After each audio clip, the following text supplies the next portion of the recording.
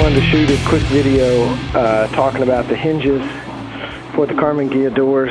Here we have a driver's side door, and this is the top hinge, and I don't know if that's visible on camera or not, but it's got a little bit of play to it, and that little bit of play is too much.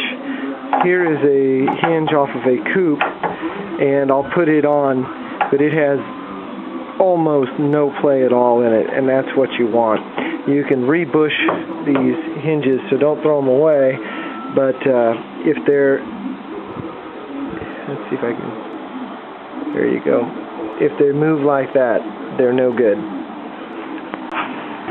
So here we have the other hinge on here, and I can't even get it to budge. This thing is tighter than a drum. Pretty amazing, the difference in the two hinges, one that's good and one that's bad. This one down here has got just a little bit of movement. You can kind of hear that. And it's actually, you can see it's blue versus red. So it's been replaced. This was the better of the two hinges that I had. So I may need to either replace the bushings on this one or be prepared to replace the bushings on it. So there you go. We are looking at the right side lower rear quarter panel on the Karmann Ghia. So let me scoot back there. There's the car. So this is the panel we're working on today. I've got it, I think you can see that, cut there. What I did when I cut this panel, and it's been a few years since I did that, I wanted to leave this body line in this panel. I didn't want to use this one. This one's real crisp, and this one's nice and round here, has a good radius. This one really looks bad, and you know, that's the way repops are. So what I've done under here, where am I? Everything's black, it's hard to see. This is the jack, I don't know, jack plate or something like that. It's got these two tabs that stick out. This panel isn't as wide as these, the hole in this panel isn't as wide as these two tabs here.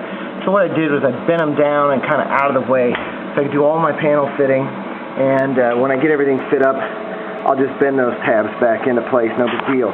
What we can see here, I've got it vice gripped at the bottom, and it's not perfect yet, but the holes here don't particularly line up well. And what I'm going to try and do is put just a little bit more curve into this panel and see if I can get these holes just a little bit better. I think the radius on the bottom of this one isn't exactly what I want it to be. I'm having a little trouble up here too, getting this piece to fit right. So I'll probably wind up reshaping that and just give it a little more height and call it good. This was also a little bit long back in here, this leg, and the leg that folds into the rocker here is a little long, so I trimmed it up as well.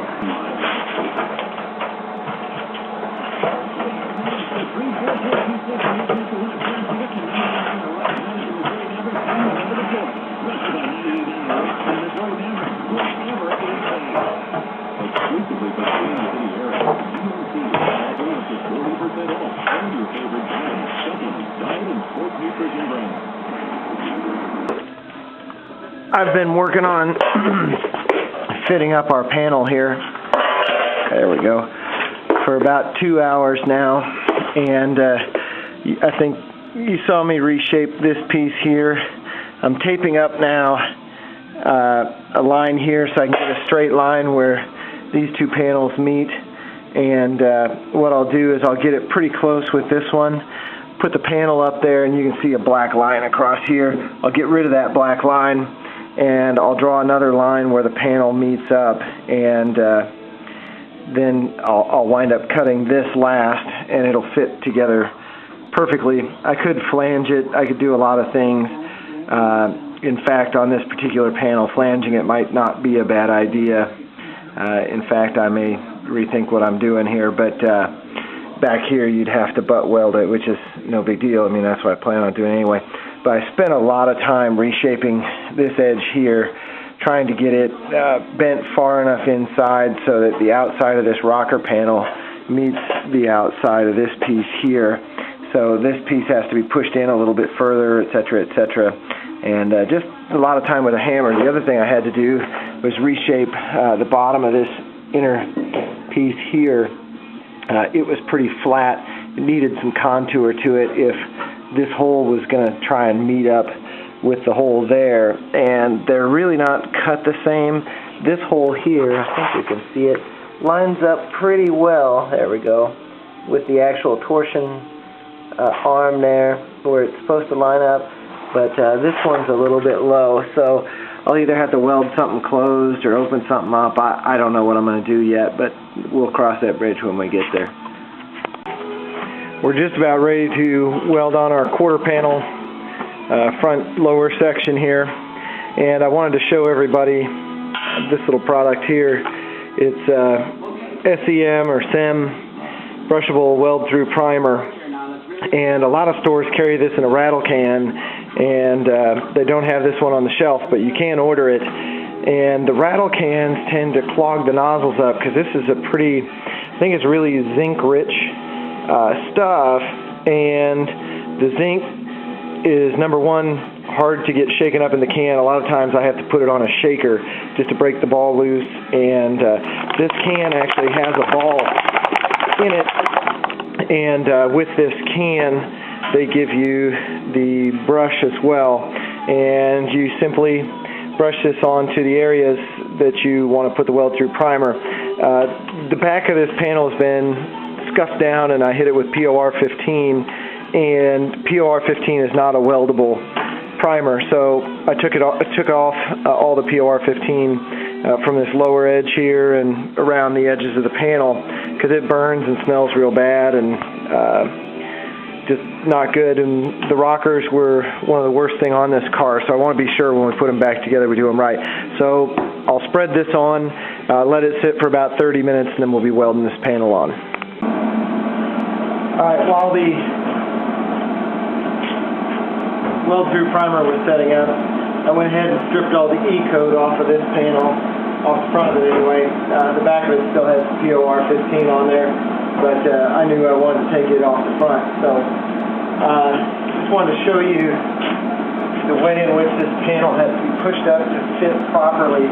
So it takes an extremely large amount of pressure, so you really have to hold it tight to get it in line with the other panel. And there goes the door. So what I'll do is push it like this, hold it, tack it, and kind of do it that way. So what I've got here is a lap weld here, and then I've got a butt weld up here and over here, and I think you can probably see how tight that joint is for the butt weld. So really important to have a nice tight joint for that if you want to get a good weld.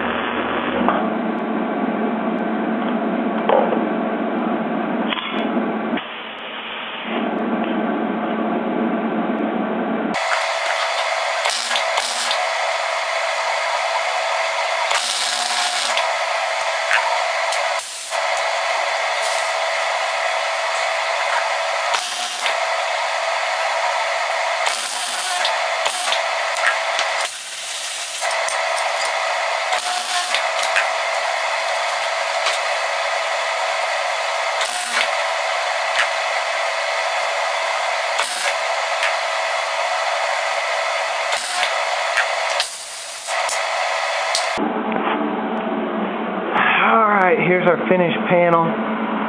We've got it seam welded along the top, even though it's a lap weld. I went ahead and seam welded it, not just plug weld it. I don't like to risk anything. I want the metal to be smooth. That lap weld just kind of help line it up. Back here it's butt welded along that joint, and that joint is butt welded. This is the lap weld here. And I do like how that came out. It really helped tighten the panel up. Then we welded up underneath here a bunch of spot welds. So I started this project about 3 o'clock this afternoon. Had some fitting to do on a door. Had general fitting to do on the panel like usual.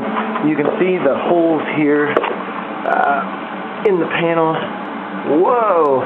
Don't line up perfectly, and I've never had the correct plug-in. When I bought the car, they just had smoothed over these openings.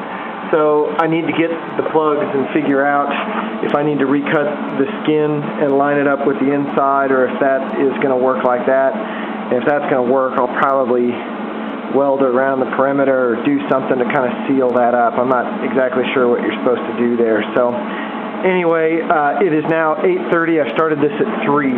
So about 5.5 hours. I took half an hour off to eat dinner, so about 5 hours worth of work to put that one panel in. This is a pretty major operation, so don't kid yourself. This is tough work to do.